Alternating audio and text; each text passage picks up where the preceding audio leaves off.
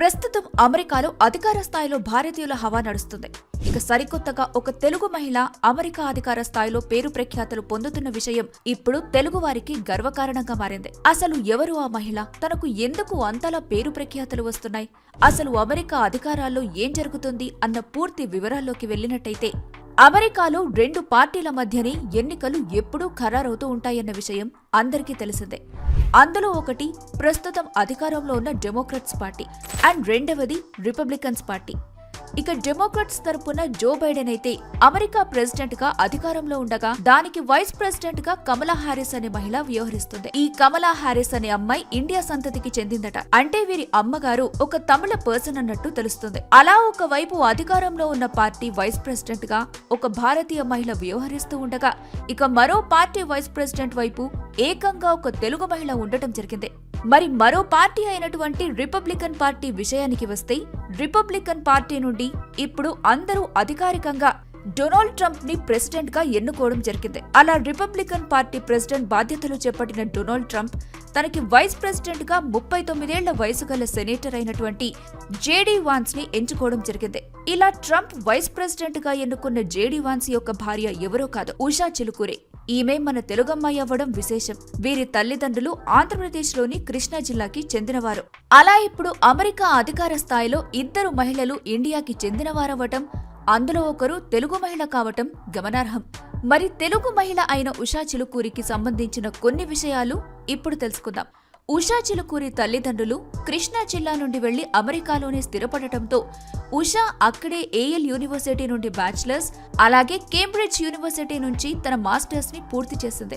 ఆ తరువాత న్యాయ సంబంధిత విభాగాల్లో పనిచేస్తూనే అక్కడి సుప్రీంకోర్టు అఫీషియల్స్ దగ్గర తన విధులను నిర్వర్తించింది.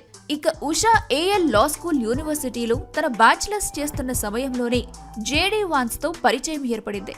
ఆ పరిచయం కాస్త 2014లో హిందూ సాంప్రదాయ ప్రకారం జరిగిన పెళ్లిగా మారింది. ఇక వైస్ ప్రెసిడెంట్ గా వ్యవహరించబోతున్న జేడీ వాన్స్ గురించి చెప్పాలంటే, ఏఎల్ లా విశ్వవిద్యాలయంలోనే తన చదువుని పూర్తి చేసుకుని తరువాత అదే యూనివర్సిటీకి వాన్స్ సంపాదకుడిగా కూడా మారాడు. ఆ తరువాత ఆయన రాసిన హిల్బిలీ ఎలిజీ పుస్తకం అత్యధికంగా అమ్ముడవడంతో పాటు సినిమాగా కూడా రూపొందింది. దాంతో పాటు సాంకేతికత మరియు ఆర్థిక రంగాల్లో వాన్స్ మంచి వ్యాపారవేత్త కూడా. 39 ఏళ్ల వాన్స్ 2022లోనే అమెరికా సెనెట్ కి ఎన్నికయ్యాడు. అయితే ఒక బుక్ రచనలో ఉషా వాన్స్ కి సహాయం చేయడంతో పాటు రాజకీయ విషయాల్లో కూడా తన భర్తకి అండగా నిలబడి ప్రోత్సాహాన్ని అందించింది ఉషా. ఇక ఉషా వాన్స్ రాజకీయ విషయాల్లో ముఖ్య పాత్ర పోషించి ప్రచారం చేయడమే కాకుండా ఆయన పైన కొన్నిసార్లు వచ్చిన విమర్శలన్నింటికీ ధీటైన సమాధానాలిచ్చి అతని రాజకీయ భవిష్యత్తు ఎదుగుదలకి ఎంతో తోడ్పడింది. ప్రస్తుతం వైస్ ప్రెసిడెంట్ స్థాయికి వచ్చిన వాన్స్ వెనుక ఉషా రాజకీయంగా కూడా ఎంతో కృషి చేసిందనే చెప్పాలి. ఇలా రాజకీయాల్లో సైతం అమెరికాలో ఒక తెలుగమ్మాయి చక్రం తిప్పడం తెలుగువారిని మరింత తలెత్తుకునేలా చేస్తుంది.